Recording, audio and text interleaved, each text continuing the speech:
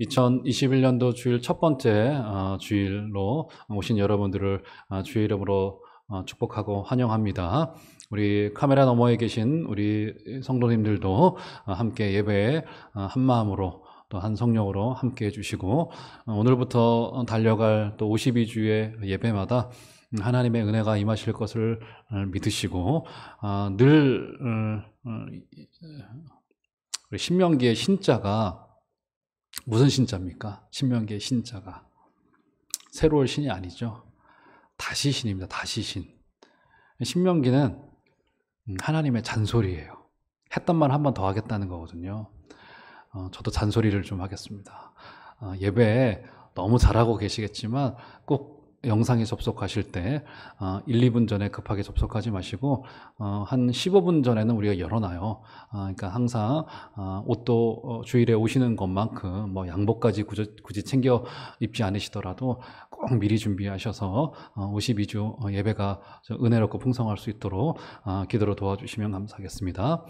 아까 광고 시간에 잠깐 말씀드렸듯이 우리 교회는 올 한 해 365일을 여기 왼쪽에 보이는 주제인 교회를 기뻐합니다라고 하는 주제로 달려가려고 합니다. 여러 가지 마음을 품었어요. 일단은 이 사태가 장기화되고 이제 거의 1년이 돼가고 있는 상황에서 원든 원하지 않든 또 우리가 인지하고 있든 인지하지 못하고 있든 교회는 심각한 타격을 받은 것은 사실입니다. 여러 가지 면에서. 이것을 회복하는 데는 코로나 때 어려웠던 것 이상의 노력들이 우리에게 필요하겠다는 판단이 연말쯤에 들더라고요. 그래서 올 한 해는 언제 우리가 이 물리적인 정상화를 시작할 수 있을런지는 모르겠지만 그 과정을 지금부터 준비해 나가면서 우리에게 교회가 어떤 존재이고 또 우리가 교회를 어떤 식으로 대해야 되고, 그리고 우리가 한 사람 한 사람을 또 교회라고 이야기를 하는데 과연 교회로서 제자로서 나는 누구인 것이고 이런 것들을 좀 마음에 주안점으로 두고 올 한 해 달려갔으면 좋겠습니다. 우리는 생각보다 우리 자신을 너무 낮춰서 보는 것 같아요. 너무, 그러니까 한국의 내 미덕이 이제 겸손이다 보니까 나는 못났어, 나는 아니야, 뭐 이런 마음의 태도 뭐 나쁘진 않아요. 그런데 우리 한 사람 한 사람을 교회로 불러줬다는 것에는 우리 주님이 거기에 핏값을 지불하시고 우리를 교회로 세워주셨단 말이죠. 그렇죠?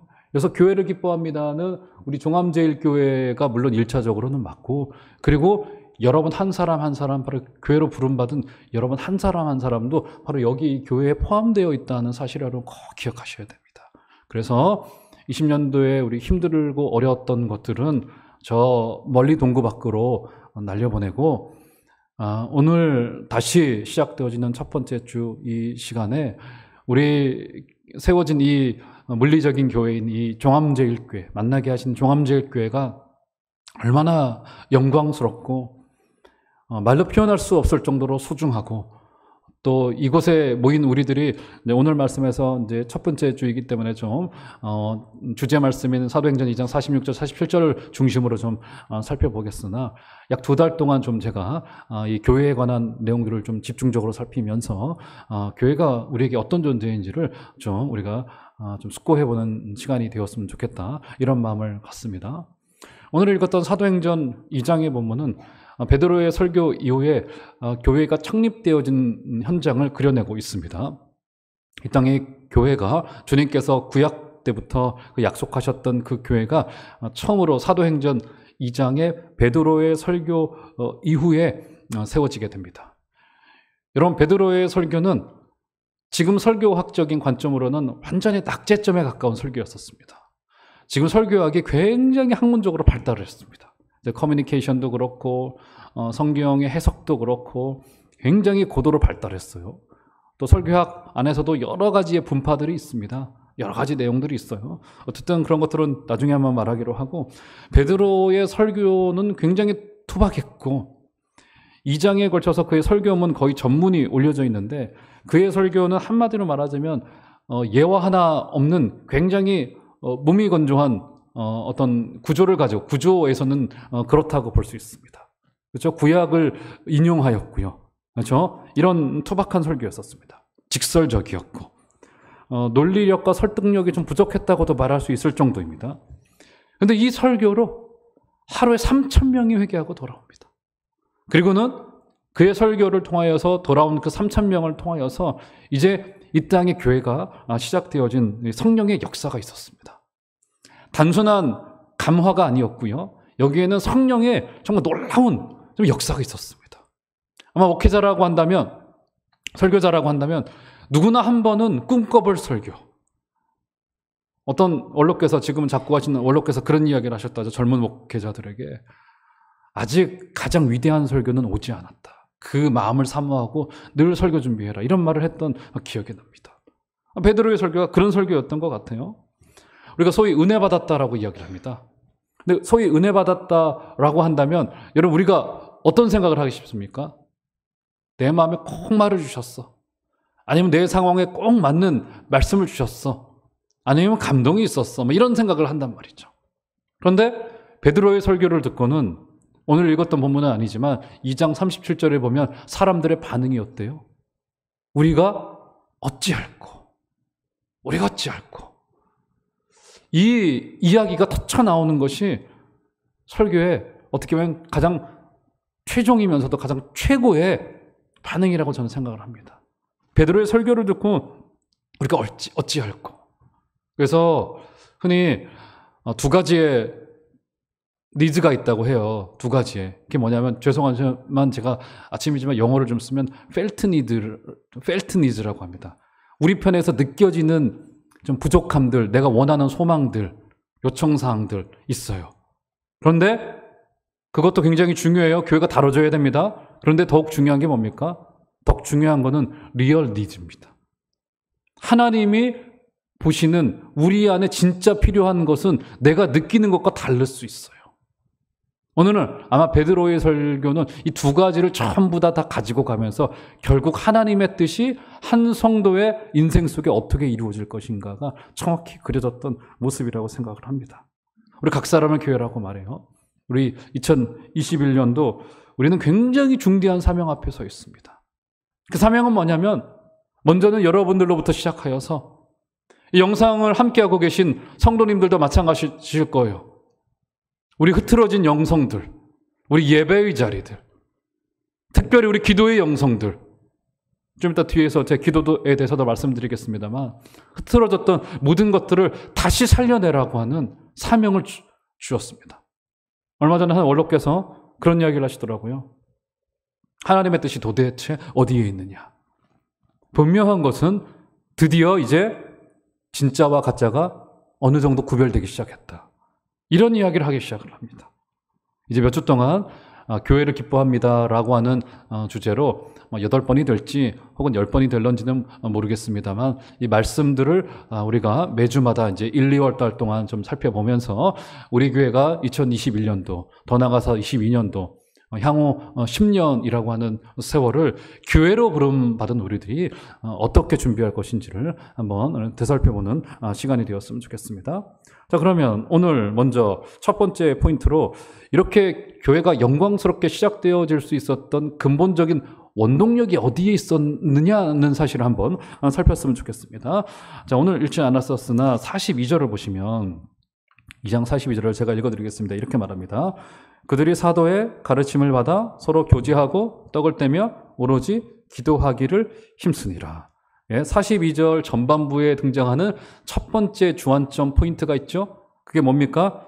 그들이 사도의 가르침을 받았다라고 말합니다. 사도의 가르침을 받았습니다. 여러분, 사도들의 가르침을 받았을 때 무엇을 배웠겠습니까? 무엇을 배웠겠어요? 사도들이 보고 들은 것을 가르쳤습니다. 사도들이 보고 들은 것이 무엇입니까, 여러분? 뭐예요? 사도들이 보고 들은 것은 바로 예수 그리스도에 대한 복음, 예수님이 누구신지에 대한 복음, 하나님이 누구신지에 대한 복음이에요. 이런 교회가 가르쳐야 될 첫 번째 내용이 무엇이냐면 얼마나 우리의 미래가 잘 풀릴 것인가, 좋은 일이 일어날 것인가, 너 좋아요. 더 나아가서 얼마나 여기 서 있는 목사나 우리 여기 다 중직자들이신데 우리 중직자들이 얼마나 믿음이 좋은 사람이고 얼마나 탁월한 사람인지도 서로에게 중요합니다. 그런데 그것보다 더 중요한 첫 번째의 것이 무엇이냐면 하나님이 어떤 분이냐는 거예요. 그리고 그분이 왜 아들 예수 그리스도를 보내주셔서 우리 대신 목숨값을 당신의 피값을 지불하시고 세워진 이 교회, 그리고 그렇게 세워진 교회를 통하여 그리스도가 계속 가르쳐지고 전파되어지고 있다라고 하는 사실이 교회가 운영될 수 있는 첫 번째의 원동력입니다. 사랑하는 여러분, 지나간 한 주간 동안에, 지난 2020년 한 해 동안에 얼마나 하나님을 알고 싶으셨습니까? 얼마나 하나님을 알아가기로 힘쓰셨습니까? 그 위대했던 호세아 선지자가 북이스라엘의 그 위기 앞에서 해결책을 한 가지 내놓죠? 어떤 해결책을 내놓습니까? 어떤 해결책을 내놔요? 국방비 늘리자고 했습니까? 어떤 해결책을 내놓습니까? 경제정책을 내놓았어요? 그러지 않았죠? 우리가 여호와를 알자. 여호와를 힘써 알자. 이 해결책을 내놨어요. 근데 놀라운 사실이 뭔지 아세요? 호세아 선지자가 활동했던 북이스라엘 여로보암 2세 때는 여로보암 2세가 약 한 50년 넘게 통치를 하면서 북이스라엘의 최고의 전성기를 구가할 때였었습니다. 종교는 한 번도 멈춘 적이 없었어요. 제사도 멈춘 적이 없었습니다. 계속 말씀이 증언되고 있었습니다. 뭐예요 그러면? 도대체 이 모순이 뭡니까? 종교는 진행되고 있었고 예배도 진행되고 있었는데 사실은 뭐요? 이스라엘 백성들이 하나님을 몰랐다는 데 있어요. 여러분, 우리 예수님이 자신의 목숨을 드린 그 구속이 어떤 의미를 갖고 있는지를 정말 숙고해 보셨습니까? 우리 교회 하나님을 알아감으로써 깊이 있는 묵상, 그저 신앙이 우리 껍데기만 그저 언저리에만 있는 게 아니라 예수님이 도대체 우리를 위하여 오셨다는데 그 주님 때문에 수많은 우리의 믿음의 선배들이 목숨을 바쳐서 세운 게 이 교회들인데 우리가 그분이 어떤 분인지를 알아가야 될 거 아니겠어요?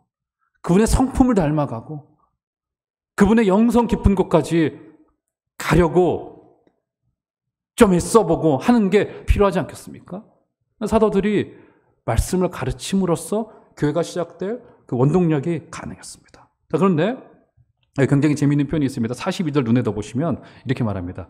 그들이 사도의 가르침을 받아, 이렇게 말해요. 근데 이게 이제 우리말 성경에 조금 아쉬운 점들입니다. 우리말은 사실은 복수형과 단수형을 구별하지 않고 이렇게 쓰는 경우들이 이제 많지 않습니까? 그렇죠? 주어도 생략이 될 때도 많고. 그런데 여기서 보면은 사도의 가르침을 받았다 했을 때 두 개의 명사가 등장하죠. 사도와 가르침. 우리말로는 이렇게 번역을 해놨는데 정확히 사도라고 하는 것은 사도들이라고 하는 복수형이고요. 그렇죠?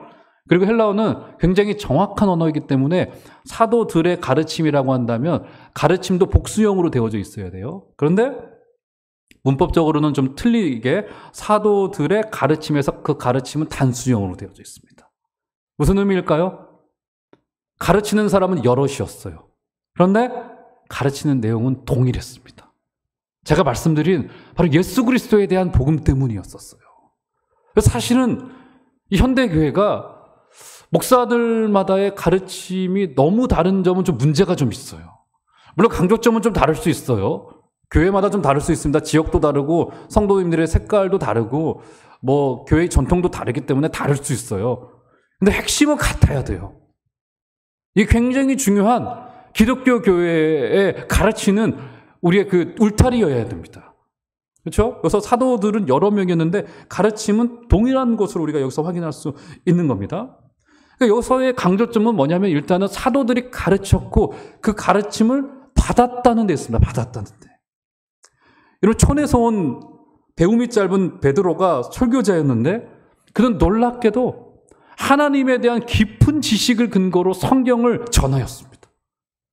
그는 성령이 그에게 임하고 나자 하나님의 말씀을 증언할 때 굉장히 무미건조한 구약을 인용한 설교였었어요. 요엘서를 인용하고, 그렇죠? 여러 선지서들과 구약의 율법서들을 인용했단 말이죠. 그렇죠? 그런데 그 설교에 우리가 어찌할 거라고 하면서 회개의 역사가 일어났습니다. 남자만 3,000명이 돌아오는 어마어마한 회심의 역사가 거기서 일어났었어요. 예화 하나 없는 설교였었는데 회심자들이 그리고 오늘 읽었던 42절의 말씀을 우리가 생각을 해보면 회심자들이 성령을 받고 회심한 후에 신비적인 체험을 계속 추구하거나 그들에게 임했었던 마가의 다락방에서 성령이 불의 혀처럼 갈라지는 환상을 보지 않았습니까? 인간의 본능이 뭐예요? 한번 신비적인 경험을 하면은 또 신비적인 경험을 하고 싶어 하는 게 사람의 그 본능이란 말이에요. 그런데 대체로 하나님은 그렇게 하지 않으세요. 대체로. 초대교회 우리 믿음의 선배들도 어떻게 했냐면 신비적인 체험을 추구하거나 그들이 생각하는 것을 포기하지 않았습니다. 오히려 3,000명의 그 성도들은 성령을 받았음에도 성령만이 교사이고 인간의 교사를 무시하지 않았어요. 그들은 겸손하게 사도들의 가르침을 받았습니다. 신비적인 체험만을 추구하지 않았다고요. 예수님이 어떤 분인지가 그들에게 제일 중요한 점이 되었습니다.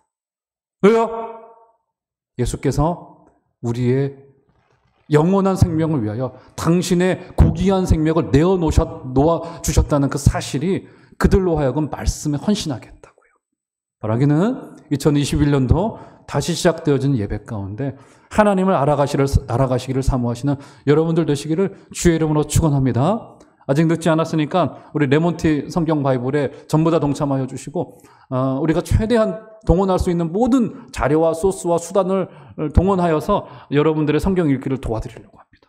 그리고 향후에는 저는 반드시 우리 교회가 말씀을 차곡차곡 우리 교육자님들과 저와 함께 소그룹으로, 중그룹으로, 대그룹으로 모여서 성경을 연구하고 삶을 나누는 이 훈련의 과정을 가까운 시일 내에 우리 또 많은 분들의 동의하에 좀 진행을 하려고 합니다. 그러기 위해서는 우리의 구조에 약간의 변경도 필요할런지 몰라요. 이렇게 우리가 하나님의 말씀을 알기 위해서 우리 과감히 여러분 하나님 앞으로 나아가 주시는 여러분들 되시기를 주의 이름으로 축원합니다. 첫 번째 포인트는 하나님의 말씀이 꾸준하게 가르쳐지고 있었다는 사실입니다. 두 번째 주안점은 우리가 읽었던 본문으로 한번 가볼까요? 46절 가보시면 이런 이야기를 해요.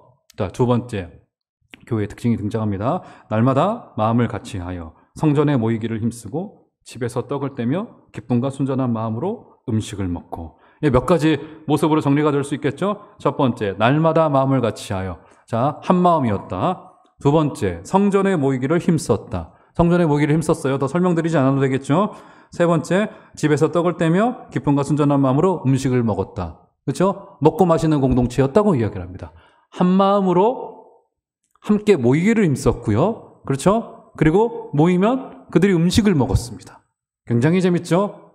그래서 사실은 굉장히 모욕적인 말로 여러분들은 사용 안 하시겠지만 목사들을 제가 사역을 시작했던 그 어간이었던 것 같아요. 2000년대 초반 중반부터 목사들을 이제 맨날 신방 다니면 저도 이제 첫 해 와서 2019년이죠. 두 번째 해이긴 하지만 와서 이제 신방을 다니면서 너무 많이 뭘 사주시고 먹어가지고 너무 많이 먹었어요. 그러다 보니까 그 신방 다니면서 먹으니까 목사들을 먹사라고 합니다. 정말 저는 그게 제일 싫어요. 그 말이 먹사라고. 그래서 이렇게 막 배도 나오고 이런 얼굴도 기름지고 이런 이미지가 떠오르지 않습니까? 근데 굉장히 저는 그 표현이 너무 모욕적으로 들리더라고요. 그래서 저를 기분 나쁘게 하려면 목사라고 하시면 됩니다. 제일 기분 나빠요, 그거는. 그런데 틀리지 않아요. 교회는 아예 기록을 해놓고 있습니다. 교회가 함께 음식을 먹고 마시는 공동체였다라고 기록해 놓고 있어요. 그렇죠? 그래서 46절 후반절에 집에서 떡을 뗐다라고 하는 것은 떡을 떼다는 것은 항상 예배했다는 것을 의미해요. 성만찬을 의미합니다. 떡을 뗐다는 것은 우리말에 그 떡을 먹었다는 것이 아니라 떡을 한번 제가 성찬에 관한 설교를 해드린 기억이 나네요. 큰 빵이죠, 빵을 가지고 와서 우리처럼 다 슬라이스해서 잘라놓은 것이 아니라 그 빵을 돌립니다. 돌려요. 그래서 조금씩 떼는 거예요. 떼서 먹는 겁니다. 이게 바로 성만찬의 원조격인 모습이었었습니다. 그래서 떡을 떼었다라고 하는 것은 성만찬을 의미하는 신약의 대표적인 표현입니다. 그런데 성만찬이 있었던 것이 아니죠. 그들이 한 마음으로 함께 모여서 집에서 떡을 떼면 그 가정에서 예배가 시작이 된 거예요. 그러면서 기쁨과 순전한 마음으로 음식을 먹었다고 기록합니다. 그러니까 성찬 외에 음식을 함께 나누면서 교제를 나누었던 사실이 여기서 기록되고 있는 거예요. 그래서 어떤 분은 이것을 성찬과 구별되게 애찬이라고 하는 표현으로도 활용을 해요. 그래서 선교단체들에서는 뭐 애찬식을 한다 뭐 이렇게 표현을 하지만 굳이 애찬식이라고 성만찬과 비슷한 이름을 붙일 필요가 없어요. 같이 음식과 같이 교제를 나누었다는 게 되는 겁니다. 함께 먹었다는 게 되어져요. 즉 교회는 함께 먹고 마시는 공동체였었습니다. 즉 무슨 말이냐면 이것은 유대인들의 음식법의 특성상 함께 음식을 먹었다는 것은 그들 가운데 삶의 교제가 충분했다는 거예요. 서로를 알았다는 거고요. 삶이 나누어진 것이고요. 그렇죠? 그러니까 여기는 우리 교회는 일하는 것도 맞아요. 직분으로 섬기는 것도 맞지만 여기는 그것보다는 훨씬 더 1차적으로는 함께 한 마음으로 모여서 삶이 나누어지고 기쁨이 나누어지고 고난도 함께 나누어지고 구역 안에서 서로의 기도 제목이 나누어지고 어려울 때 교회에 와서 고통을 토로하면서 함께 기도하고 하는 모습들이 있었다는 거죠. 그래서 여기서 말하는 바는 초대교회 공동체가 일상의 삶을 깊이 있게 나누었다는 게 되어집니다. 그들은 즉 먹고 마시는 공동체였었습니다.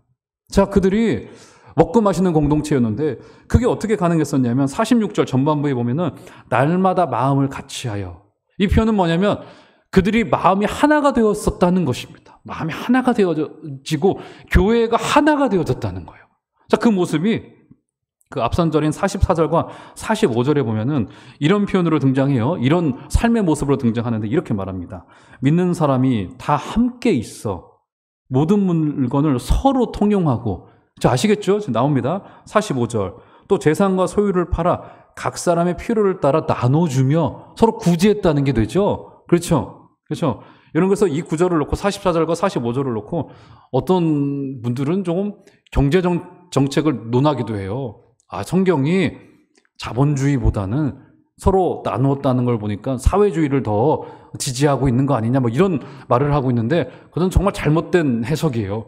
성경은 경제 정책에 관해서 어떤 데도 힘을 실어주지 않고요. 거기에 관심이 없어요. 절대로 사회주의를 지지하지 않습니다. 그렇다고 자본주의가 잘했다고 이야기하는 것도 아니에요. 서로 경쟁하고 뜯어먹고. 아니죠. 그런 것에 아무런 관심이 없어요. 이 본문은 그들이 음식과 애찬을 나눌 수 있었던 영적인 배경을 설명해 주고 있습니다. 뭡니까? 교회가 견고하게 하나가 되어져 있었다는 거예요. 견고하게. 여러분, 지난 2000년대 초반까지 80년대, 90년대까지 온 한국교회의 관심은 어디 있었냐면 아마 우리 교회도 다르지 않았을 거예요. 교회의 성장에 관심을 뒀습니다. 더 많은 사람들을 데려오고 헌금도 더 많아지고 건물도 좀 멋스럽게 좀 올리고 뭐 하는 것이 교회의 관심이었고, 뭐 그때는 성장이 모든 국가의 정책에 다 반영되어져 있었고 우리의 이 삶의 DNA에 있었기 때문에 교회도 그렇게 생각을 했었습니다.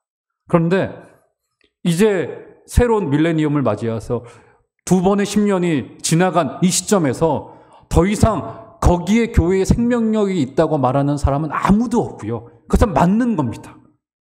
이런 교회가 중요한 것은 얼마나 그 교회의 구성원들이 건강하게 서 있느냐와 더불어서 구성원 형제 자매들이 어떻게 하나가 되어서 하나님의 나라를 섬기고 있는 견고한 공동체가 되어져 있느냐가 굉장히 중요합니다. 굉장히 중요해요. 교회가 서로 성찬하며 애찬을 나눌 수 있었던 결정적인 근거는 교회가 하나 되어졌었기 때문에, 견고한 서로의 그 유대관계가 있었기 때문에 가능했습니다. 여러분, 그래서 하나 된다는 것은요, 축복이면서도 굉장히 우리에게 중요한 숙제입니다. 굉장히 중요한 숙제예요. 왜냐하면 사람은 본능적으로 그 사람을 있는 모습 그대로 받아들이는 것을 굉장히 어려워합니다. 그렇지 않습니까? 특별히 사람이 나와 가까이에 있는 사람일수록 어떻게 해요? 그 사람을 막 뜯어 고치고 싶어 합니다. 내 생각대로. 처음에 이제 신혼부부가 따로 이제 삶을 시작을 하면은 서로 바꾸려고 막 눈에 혈안이 되어져서 잘못된 점들이 눈에 보여오잖아요. 그렇지 않습니까? 저도 그런 과정을 좀 겪었던 것 같고, 막 이런 게 겪는단 말이죠. 뭡니까? 우리가 있는 모습 그대로를 받아들이는 것을 굉장히 어려워합니다. 여러분, 이것은요, 단순히 우리의 습성이 아니라 창세기 4장에 보면 형 가인이 아벨을 죽여요. 그렇죠? 그리고는 하나님이 아우에 대해서 묻습니다. 내 아우 아벨이 어디에 있느냐? 그런데 답이 이상해요. 아우 아벨이 어디 있느냐 물으면 어디 있는지 모르겠습니다. 아니면 어디 갔겠죠. 아니면 제가 죽였습니다. 이렇게 대답을 하면 될 텐데 뭐라고 항변을 합니까? 내가 내 아우를 지키는 자입니까? 이런 대답을 해요. 재밌죠? 뭡니까? 반목은 굉장히 중요한 잘못된 영적인 우리의 습성이라는 겁니다. 여러분, 이것이 죄로 인해서 타락한 인간의 서글픈 현장이에요. 반목은 죄로 인하여서 나타난, 즉시로 나타난 현상인 거라고요. 그래서 첫 타락으로 친형제는 깨지고 말았습니다. 살인과 반목으로.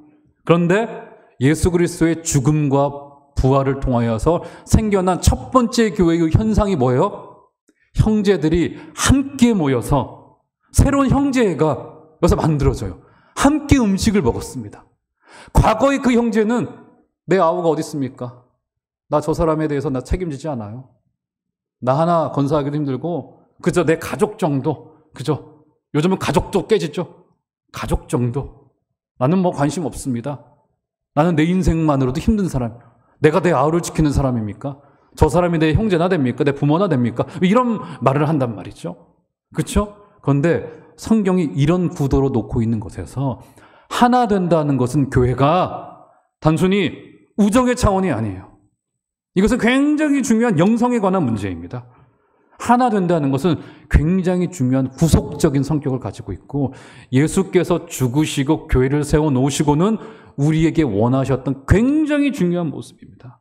여러분, 그래서 사람은 본성적으로 자신과 다른 것을 참아내기 어려워하고요. 굉장히 두려움을 느낍니다. 인종의 문제가 그래서 일어납니다. 얼굴이 하얀 사람은 얼굴이 검은 사람에 대해서 두려움을 느껴요. 남녀 문제도 마찬가지죠. 남자가 여성에 대해서, 여성이 남성에 대해서, 그렇죠? 반목을 느낍니다. 우리나라 불과 100여 년 전까지 있었던 양반과 상놈의 문제, 그렇죠? 같은 인간인데 누가 양반일 수 있겠고 누가 상놈일 수 있겠습니까? 그런데 그것이 인간의 본성 속에 들어온단 말이죠. 죄로 인해서 타락한 굉장히 서글픈 현장인 거라고요. 여러분, 우리 교회 많이 다 다르죠. 그렇죠? 수십 년 신앙생활을 해왔어도 출신지도 다르고 이제 서울에 있는 웬만한 교회는 로컬의 개념을 전부 다 벗어났습니다. 제가 알기로도 여기 앉아 계신 분들 중에 고향이 저기 경남, 전남, 저 같은 사람은 충청도, 아마 서울에 있는 교회에서 서울이 고향인 사람들은 많지 않아요. 그렇지 않습니까? 우리 교회도 한 3분의 1 되지 싶어요. 서울에서만 태어나신 분들이. 저도 아닌 거고요. 그렇지 않습니다. 로컬의 개념을 전부 다 벗어났고요. 오시는 분들도 다 다릅니다. 여기 앉아 계신 분들 대부분 차 가지고 오셨을 거예요. 여러분 기억나시죠? 어렸을 때 저도 거의 성도님들의 7, 80%가 그냥 걸어서 왔어요. 동네에 있는 교회 나갔다고요. 로컬의 개념이었고 원래는 교회가 그런 게 원래는 맞아요. 서울이 대도시이기 때문에 우리가 어쩔 수 없는 상황인 거죠. 다 다릅니다. 다르다 보니까 어떻습니까? 직업도 달라요. 문화적인 차이도 있고요. 그리고 어떻습니까? 경제적인 부분에 있어서도 차이가 나요. 그러면 본능적으로 두려움을 느낍니다. 반목을 가져요. 그런데 사도행전 2장 9절에서 11절을 보면 초대교회 예루살렘 교회의 구성원들이 어떠했는지를 한번 제가 읽어드릴게요. 한번 따라와 보시죠. 9절에서 11절 보시면 우리는 바데인과 메데인과 엘람인과 또 메소보다미아, 유대와 갑바도기아, 본도와 아시와 부르기아와 밤빌리아, 애굽과 및 구레네에 가까운 리비아 여러 지방에 사는 사람들과 로마로부터 온 나그네 곧 유대인과 유대교에 들어온 사람들과 그레데인과 아라비아인들이라 우리가 다 우리의 각 방언으로 하나님의 큰 일을 말함을 듣는도다 하고 성령의 임재가 임하여서 일어났던 초대교회의 구성원들을 보세요. 수많은 인종들, 언어가 다 달라요. 그런데도 그들이 2장의 후반절에 와서 성령의 은혜를 받고 사도들의 가르침을 받아서 서로 교제하고 서로 떡을 떼며 삶을 나누는 것이 가능했습니다. 하나 되는 것은 그저 문화의 문제가 아니라 영성의 문제입니다. 사랑하는 여러분, 2021년도 우리 교회 구역 안에서 우리 교회 전부가 우리 사람에 대해서 그냥 그럴 거야 라고 넘겨 짚어서 그 사람을 판단하지 않으시길 바랍니다. 그냥 있는 모습 그대로 받아주시고 그 사람의 언어와 행동에 실수가 좀 있다 하더라도 다 받아들여 주시고 나도 연약하고 너도 연약하고 그래서 우리를 만나게 하신 거지. 그렇게 서로가 하나가 되어지시는 복되고 놀라운 하나됨의 우리 회복이 있으시기를 주의 이름으로 축원합니다. 자, 세 번째 포인트로 마지막 초대교회는 자, 이렇게 말합니다. 자, 우리 42절로 다시 한번 되돌아가 보시면 이렇게 말합니다. 그들이 사도의 가르침을 받아 서로 교제하고 떡을 떼며 오로지 기도하기를 힘쓰니라. 세 번째 포인트, 그들이 기도하기를 힘썼습니다. 공식적으로 실체가 드러나자마자 그들은 기도하였습니다. 120명의 성도들이 기도하면서 성령을 기다렸죠. 그리고 성령이 오셔서 새로운 공동체가 세워지고 나서도 초대교회는 기도하기 시작하였습니다. 교회는 기도하는 공동체입니다. 그래서 기도하기를 힘쓰니라 해서 힘쓰다라고 하는 이 표현은 우리 말의 어감에서도 잘 번역을 해놨는데 이것은 헌신하다라고 하는 뜻을 가지고 있습니다. 기도에 헌신했다는 겁니다. 교회는 본질적으로 기도하는 공동체인데 기도는 헌신이 필요합니다. 너무나도 안타깝게도 기도는 그냥 되어지지 않아요. 기도에는 헌신이 필요하고요. 기도에는 애쓰는 일이 필요합니다. 기도는 힘든 노동이에요. 기도는 거의 대부분의 사람들에게 헌신이 요구되는 거지 시간이 들여져야 되고요. 그래서 기도는 이런 헌신이 필요합니다. 특별히 함께 모여서 부어드리는 기도가 정말로 중요해요. 우리 2021년도에는 더 많은 분들이 너무 신사와 같은 기도 마시고 정말로 부어드리는 기도, 하나님 앞에. 이게 필요합니다. 정말 우리의 마음을 내어놓고 하나님 앞에 나아가고 이게 필요해요. 자, 그런데 여기서 또 한 가지 우리가 주안점을 둬야 될 것은 42절에 떡을 떼며 오로지 기도하기를 힘쓰니라 해서 기도하다는 이 동사가 복수형으로 되어져 있습니다. 복수형으로 되어져 있어요. 헬라어는 동사의 단수형과 복수형이 표현이 되어져요. 그런데 여기서 기도하나는 이 표현은 복수형으로 되어져 있습니다. 무슨 말이에요? 여럿이 함께 모여 기도했다는 겁니다. 여럿이 함께 모여서. 그러니까 적어도 여기서의 기도는 개인 기도가 아니라 합심 기도입니다. 여러분 놀랍게도 성경에 개인 기도를 했던 장면은 많이 등장하지 않아요. 공동체 안에서 함께 기도한 겁니다. 이게 굉장히 중요합니다. 개인 기도 물론 중요해요. 개인 기도와 합심 기도는 분명히 다릅니다. 개인 기도와 합심 기도는 서로에게 필수적으로 필요한 보완 수단입니다. 개인 기도도 반드시 필요합니다. 하지만 개인 기도만 하게 되면 위험이 있을 수 있어요. 어떤 위험이 있냐면 기도가 말 그대로 개인화되어지고요. 잘못 가면은 탐욕적인 기도가 될 수 있고 이 기도가 옳은지 옳지 않은지가 분별이 되지 않고 잘못되면은 우리의 기도 가운데 잘못된 그 영성이 찾아올 수 있어요. 잘못된 판단이 찾아옵니다. 공의의 가르침의 울타리 밖으로 벗어나기 시작하면은 그때부터는 막 하늘로 날아다니는 분들을 제가 여러 명 봤습니다. 그러면 당회, 장로, 심지어 목사 할 거 없이 다 밑에 있어요. 다 밑에. 이 문제가 됩니다. 이렇게 되면. 여러분, 합심 기도가 왜 중요하고 왜 우리에게 유익하냐면 공익과 공동의 선을 위하여 기도하기 때문에 이 기도는 응답받을 확률이 굉장히 높습니다. 그래서 제가 오면서부터 우리 교회의 공적인 기도 제목을 계속 정리해 놓고 있어요. 지금 우리 1인 기도실이 지금 운영이 못 되고 있는데 금요 기도회 때마다 기도 제목을 한참 동안을 계속 공동의 기도 제목들 환우들의 명단도 전체적으로 정리해 놓고 있고요. 이렇게 놓고 있습니다. 나중에 우리 1인 기도실을 좀 정비해서 다시 시작을 하게 될 때 많은 분들이 와서 그 개인 기도에 함께 해주시고 특별히 합심 기도에 여러분 힘을 모아 주셔야 됩니다. 여러분 웬만하면 제가 금요 기도회는 제가 웬만하면 빼먹지 않고 제가 인도하려고 하는 그 이유가 뭐냐면 교회가 담임 목사와 함께 합심으로 일주일에 그 30분 길어봐야 1시간 정도라도 함께 기도하는 그 시간이 굉장히 중요합니다. 기도의 제목들이 정리되어지고 여러분들이 주셨던 공개할 수 있는 범위 내에서의 기도의 제목들 또 교회의 미래에 관한 방향의 제목들을 함께 기도하지 않으면 교회 사역은 힘을 받을 수 없다고요. 다음 세대 위하여 기도하고 해외 선교를 위하여 기도하고 우리 교회 많은 어르신들의 그 미래를 놓고도 우리가 기도해야 되고요. 우리 자녀들을 놓고 함께 기도해야 되고요. 이 굉장히 중요합니다. 여러분, 우리 교회가 코로나가 맞춰지고 나서 다시 기도의 현장이 회복되어질 때 여러분들과 여러분들의 자녀들을 꼭 함께 데리고 나와서 금요기도에 함께 해주시고, 저도 10대 때부터 금요기도회를 계속 다녔었어요. 고등학교 때도 계속 다녔었고 가능한 대로 나오려고 했었습니다. 그 이유가 어딨냐면 그때는 몰랐죠. 되돌아보니 그게 유익이었더라고요. 함께 교회가 마음을 쏟아놓고 기도하는 거기에 은혜가 있는 거라고요. 아무것도 모르는 코찔찔 흘리는 애들 때부터 데리고 나오면 그게 버릇이 되는 겁니다. 여러분, 함께 기도하는 모습에 여러분 동참해 주시기를 주의 이름으로 축원합니다. 그래서 오늘 말씀의 결론으로 2장 47절을 보시면, 자, 그렇게 사도들의 가르침을 받고 함께 하나 되어서 떡을 떼고 모여서 합심 기도하는 공동체이다 보니까 세 가지의 결론이 옵니다. 첫 번째, 하나님을 찬미합니다. 그들이 하나님을 찬미해요. 뭐요?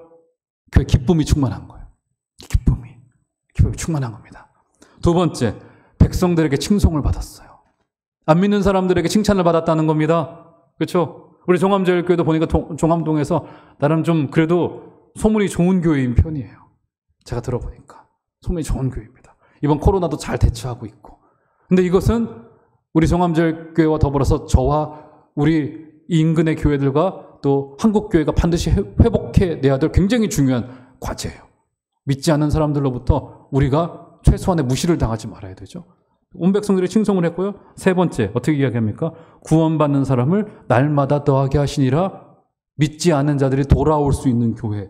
구원의 복음이 있어서 역동적으로 복음이 돌아오고, 믿음을 잃어버렸던 자들이 되돌아오고, 믿지 않은 자들이 예수 그리스도를 발견할 수 있게 되어지는 교회, 종암제일교회가 될 수 있게 되기를 주의 이름으로 축원합니다. 여러분, 마음으로 교회를 사모하여 주시고 교회를 기뻐하여 주시고, 이제 다음 주에 제가 우리 교회의 4대 비전의 진리를 전하는 세상의 빛이시라고 하는 이 주제하에 4대 비전에 관한 이야기를 한 번 더 여러분들에게 주일 설교를 말씀을 드리려고 합니다. 여러분 기대하여 주시고 2021년도에 종암제일교회 하나님의 은혜로 힘있게 세워지는 우리 복된 은혜 있으시기를 주의 이름으로 축원합니다.